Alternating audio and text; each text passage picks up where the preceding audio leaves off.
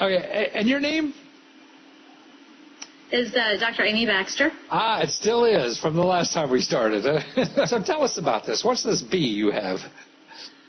Well, we've got B version and we've got the adult version. Oh. The idea was that my son had a horrible needle pain experience, and I see and spend a lot of time addressing needle pain as a pediatrician. So I was trying to think of something that would be fast that I could use that would not slow up the healthcare system, but would address pain immediately on contact. So I knew that if you burn your finger and you stick it under cold water, the burn feels better. So I thought there's got to be some way to use water and motion, because burn pain and needle pain actually travel on the same pathways. So you knew this because you're a physician, or? Well, I do pain research, and I guess probably I probably didn't know that until later, but I did think that if you can decrease burn pain, which is severe, then maybe it would work for needles. Now I know, having studied all of these mechanisms in more depth, that needle pain, burn pain, even itching actually are all on the same nerve. Wow. So there's something called gate theory, which is, my son likes to say, it's like cold and motion and pain all want to fit through the same gate, and it's only big enough for two of them. So this gate theory, musical chairs, huh? Right. So if you can start motion and cold before you start pain, you can actually block out the pain. So the idea, I see. The idea is actually, it's a little vibrator, and there's an ice pack that goes behind it, and so you just put the ice pack and the vibrator together where you're going to get a shot. So if you're going to get a shot, you'd put it there, kind of slide it up, and then give the needle. The needle needle goes through there, or what? No, it just goes. You put Buzzy between the brain and the pain. So for kids, we've got the cute little one. Okay, right. So you put his little bottom part as close as possible to the shot. And our new versions have a dot. So you put the dot near the shot. And if you were doing an IV stick, for example, you put it there, and then you turn on the vibration, and then do your IV in the hand.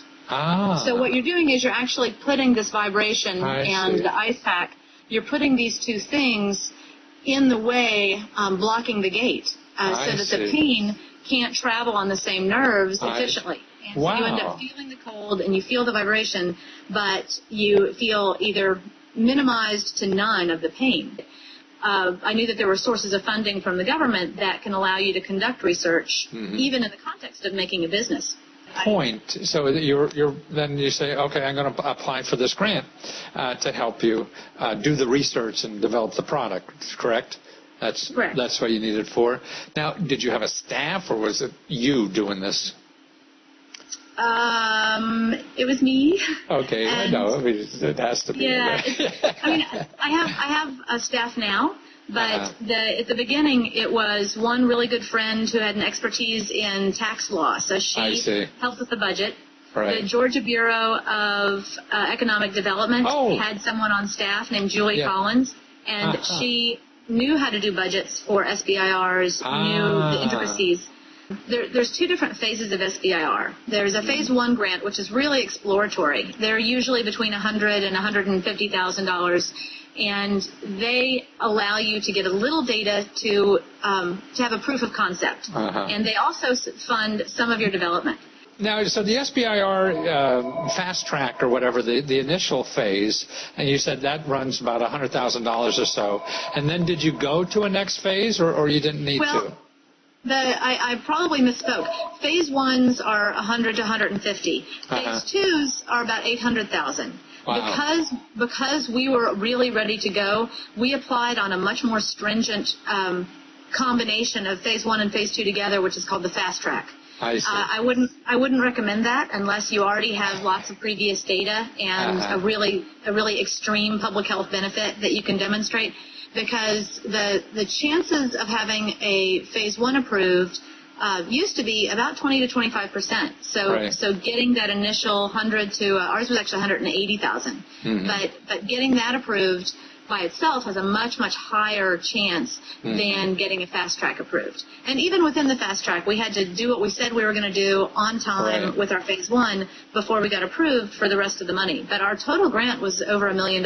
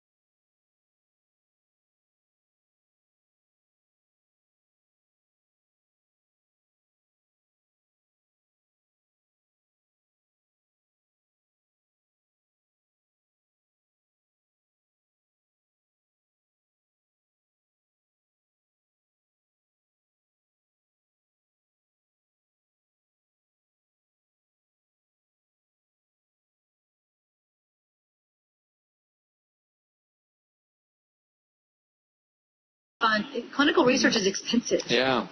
And so most of that was on the research part. But you said you started with about 180,000 was your phase 1, and then the rest after that. Now, how long did it take in the phase 1? Well, the phase 1 by definition is only 6 months. 6 months. You have to be able to do it and do it fast. I see. Wow. Huh. That's why you really need to be ready or have a very small project. Our project was actually a 60-child randomized controlled trial, so that was a pretty aggressive phase 1. Yeah. And then our phase 2, we studied. First of all, we tried to develop other mechanisms for attaching Buzzy to the arm so that you could use it easily for shots.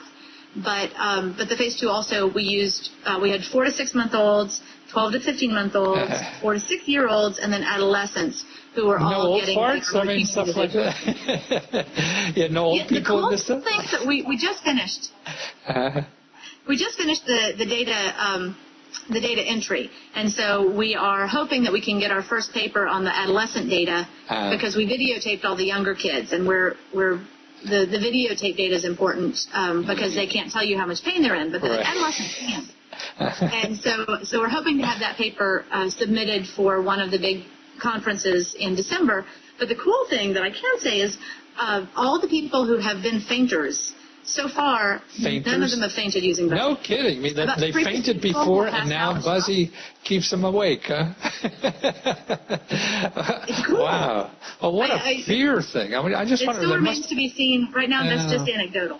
Yeah, but still, I mean, the way you came up with this, it seems like I don't know what it is, but there must be other applications, for Buzzy to besides a needle, I mean, we get pain so many other ways.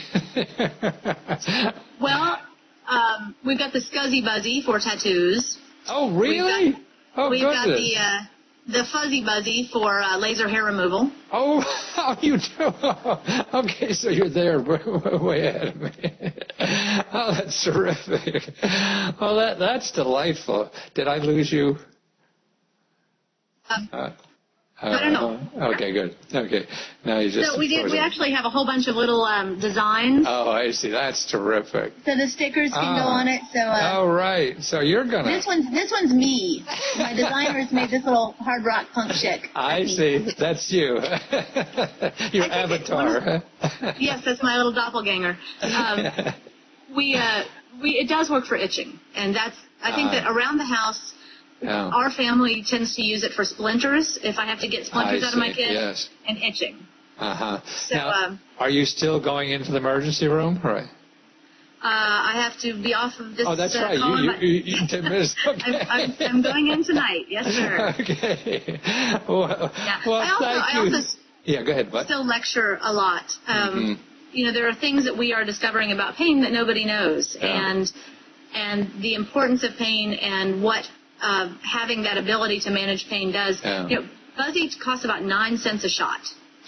And everything else that's on the market, first of all, there's nothing else that's proven to work that is over the counter. Yeah. And everything else, the minimum cost of it is 50 cents an application. Wow. And some of these things cost $12 per use. Wow.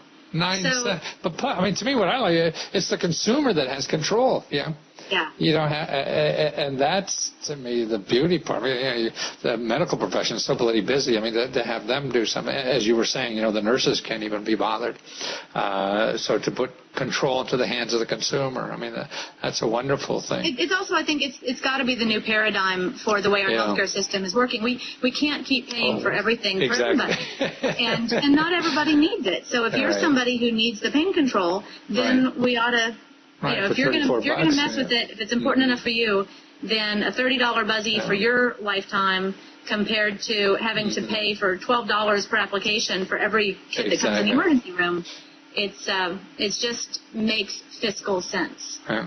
And if you had to buy it through the hospital, it probably cost you $500 for the $30. Ooh, hopefully. But we do, even though it's intended for parents, right now, the people that have latched onto it, we're in about 200 hospitals. Oh, really? Yeah, that makes sense. Yeah. Yeah, allergy and immunology clinics. We actually were just in a newspaper article today in Australia. Really wonderful. Oh, that's why I could see this. And by the way, there's a lot of government help to sell this overseas. Yeah, the same way you found, that woman at the Small Business Development Center, or whatever it was, the Economic Development Center that helped Julie you. Collins?